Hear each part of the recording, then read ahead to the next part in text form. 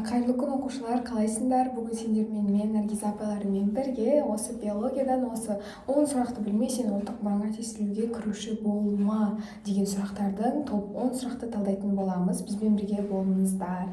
Мына жақта сұрақтар шығады, сіздер соған қарай отырсаңыздар болады. Біздің бірінші сұрағымыз популяциядағы туу және өлім арасындағы айырмашылық. Кеттік, жауаптарын қарастырайық. А жыныстық құрамы, Б деп отырғанымыз саны, С өсімі, Д тығыздығы, Е өсім қарқыны. Популяциядағы туу және өлім арасындағы айырмашылықты біз популяцияның өсімі деп атаймыз. Жауабымыз С болады. С жауабын белгілесеңіздер болады. Келесі, екіншісі, липазаның қызметінің белсенділігін арттырады. Қай без немесе сөл деп жатыр. А бізде сілекей, Б ұйқы безі, С өт сөлі, Д тоқішек, Е инсулин. Бұның жауабын сіз өзіңіз комментарийға жазып кетіңіз. Сол жерден бізге талдайтын боламыз. Немесе осы сұрақты ең соңында қарастырайық. Үшінші сұрағымыз біздің кез келген тірі ағзаларға тән ең кіші құрылымдық бірлік. Бұл сұрақты білмесеңіздер енді білмеймін, ұлттық бірыңғай тестілеуге дайындалып отырған кез келген оқушы бұл сұрақтың жауабын біледі. Сонда да жауаптарды қарастырайық. А мүше, Б жасуша, С органоид, Д ядро, Е ұлпа. Бұның жауабы әрине жасуша. Дұрыс айтасыздар оқушылар. Келесі, төртіншісі бізде қозған жасушалар арасында жеке импульсын беру қызметін атқарады. А жауабы дендриттер, Б потенциалдар, С синапс, Д липопротеид, Е мелаин дейді. Бұл жерде жеке импульсын беру қызметін синапстар атқарады, дендриттер емес. Қателеспеңіздер оқушылар, дұрыс белгіледі деген үміттемін. Келесі бізде бесінші сұрағымызды қарастырайық. Бесінші сұрағымыз нейронның негізгі қабылдаушы алаңы. Нейрондар бізде дендриттерде қабылдай ма, немесе синапстарда қабылдай ма? Кеттік, жауаптарды қарастырайық. А ядролар, Б дендриттер, А аксондар, С аксондар, Д төмпешіктер, Е медиаторлар.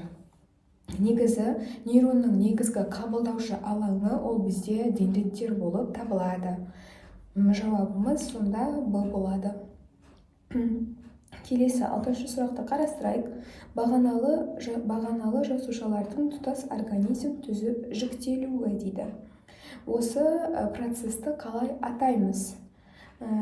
Топипотенттік, немесе хоуминг, тотомерлік, процессинг, гемопоиздік.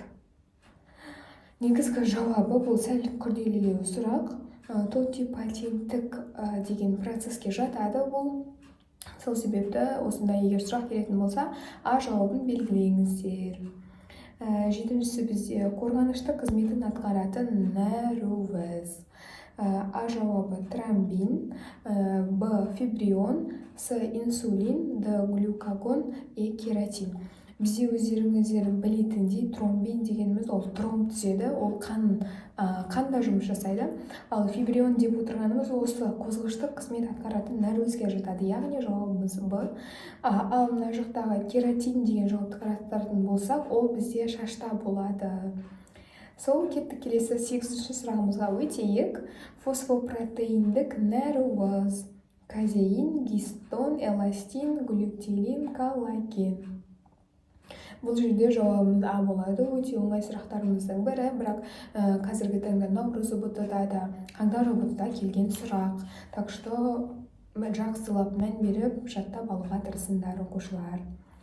9-ші сұрағымызға қарастырайық. Фенотиптері ұқсас, ал генотиптері белгісіз түрлерді будандастыру қалай аталады? Талдаушы, эпистаз, полимерия, кеттік аллелизм немесе комплементарлық будандастыру деп атайды. Қай бірі? Бұл жерде фенотиптері ұқсас, ал генотиптері белгісіз болатын болса, бұл бізде талдаушы будандастыруға жатады. Ең соңғы 10-ші сұрағымызды қарастырайық. Сонымен екінші сұрақтың жауабын дұрыс жаздыңыздар ма, немесе бұрыс жаздыңыздар ма тексеретін боламыз. Бактериялардың атмосфералық азотты бекіту қабілеті. өте оңай сұрақтарымыздың бірі, қателеспесем 9 немесе 10 класстың кітабында бар. А жауабы диффузиялық, Б модификациялық, С репродуктивті, Д деп отырғанымыз диазотрофтық, Е деп отырғанымыз трансгенездік. Бұл жерде дұрыс жауабы диазотрофтық болып табылады. Атмосфералық болғандан кейін осы Д жауабын белгілейсіздер. Келесі біз бағанағы екінші сұрағымыздың жауабын айтып кетейік.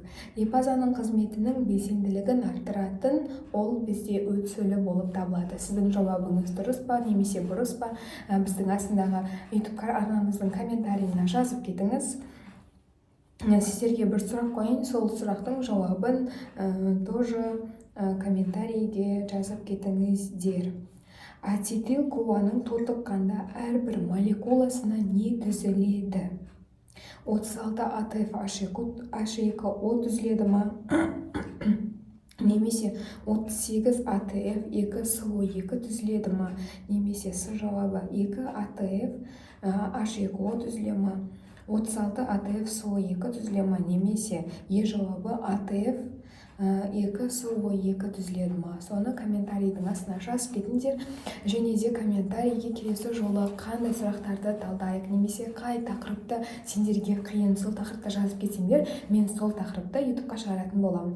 Бізбен болғандарыңыз үшін көп рахмет. Біздің YouTube арнамызға тіркеліп қойыңыздар. Сіздермен бірге енді ұлттық бірыңғай тестілеуге жүйелі түрде дайындалайық. Сіздерге лайфхактар, пайдалы видеолар шығаратын боламын. Бізбен болғандарыңызға көп рахмет. Жақсы сау болыңыздар.